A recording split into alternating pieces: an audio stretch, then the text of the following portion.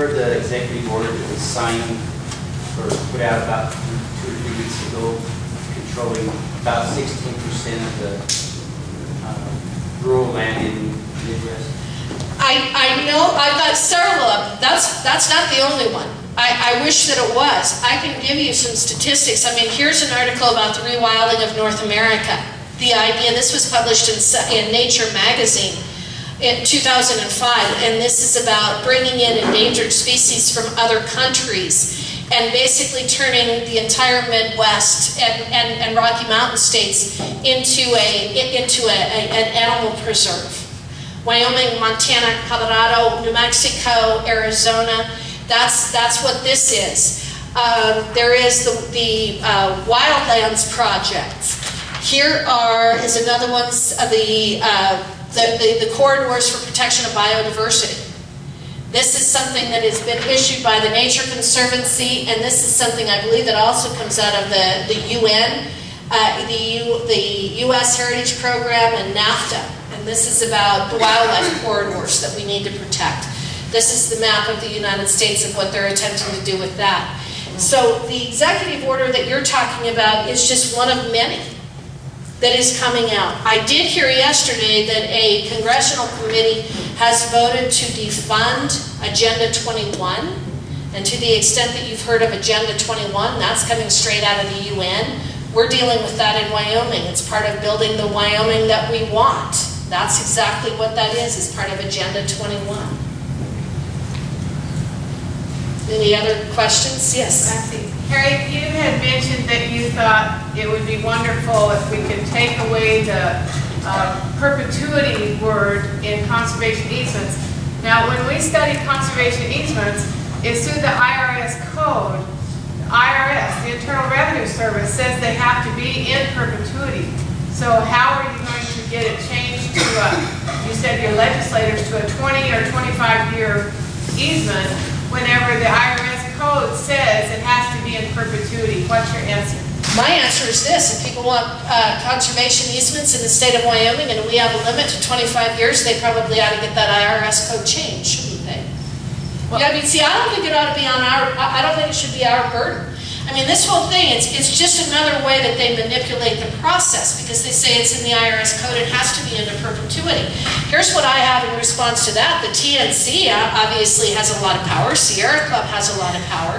If we passed a law in the state of Wyoming that said you could not have conservation easements to exceed 25 years, or the state of Colorado, they're going to go and get the IRS code changed.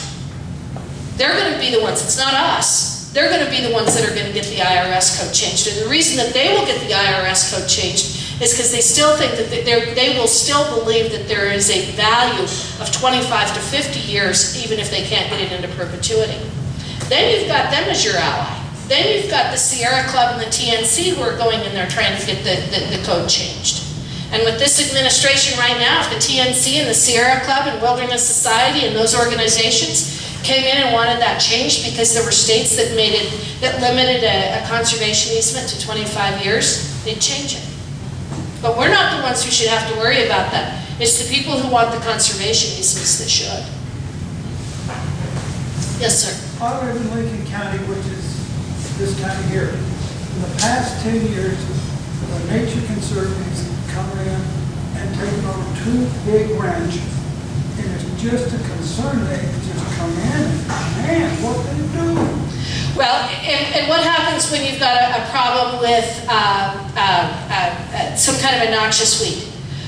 What happens if the Nature Conservancy were to go broke tomorrow? Who ends up with that conservation easement?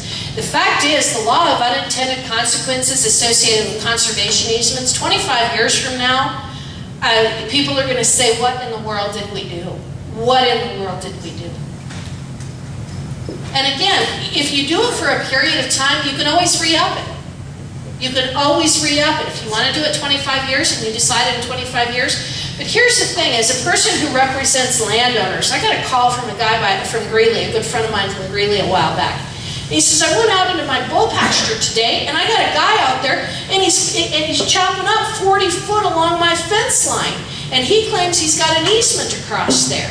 Well, they went back and they looked at they looked at his title work from when he bought the property, and yeah, the guy had an easement from 1972. And the easement paid something like 17 cents a rod. Well, it was nothing. It was absolutely nothing. But this guy then could come in 30 years later and tear up 40 to 50 foot on his fence line for this easement that he had. It was all completely legal and legitimate.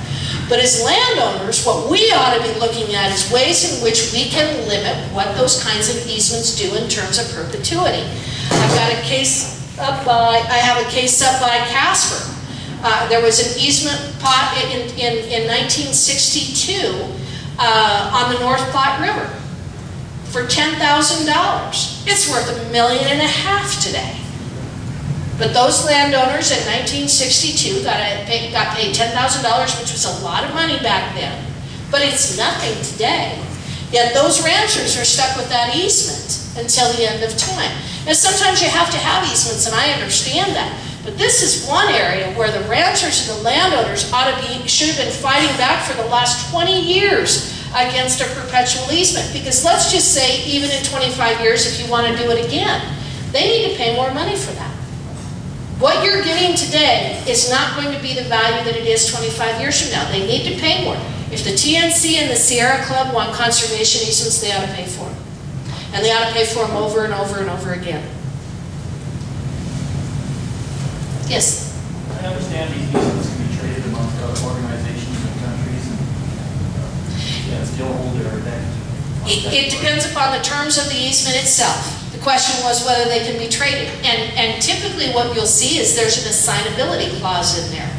And what it says is that the holder of that easement can assign it. They can assign it to the federal government. The federal government could assign it to another private organization. Depending upon the terms, they are fully assignable. So, yes. Okay, if these groups get rid of agriculture and farming, ranching, etc., where's the food going to come from? We're going to import it. Look what they've done to California. California is one of the highest end states in the country in terms of being able to produce human consumed foods. And they have destroyed California's ability to have a viable ag industry. Dairies have moved out. One of the very best places in the country in terms of production. And we've destroyed their ability to grow food for human consumption. The intent is to import it. And my father said a couple of things. One, in terms of ethanol production, he said you should never compromise your food supply by inserting it into your energy chain. And I absolutely agree with that. But another thing is that a country who cannot feed itself cannot survive as a society. It just can't. Yes? Speaking of Federal Register, can you get them here at this convention? Today? Yeah. You know, my secretary actually got me these. You get it online, and that's what Corey does. Corey looks at it online every day. Oh, So these are, but they are available from the federal government. They're free. Oh. If you want one. Want to read it? Yeah. Where do you get them? Federal Register. Where can you get your Federal Register?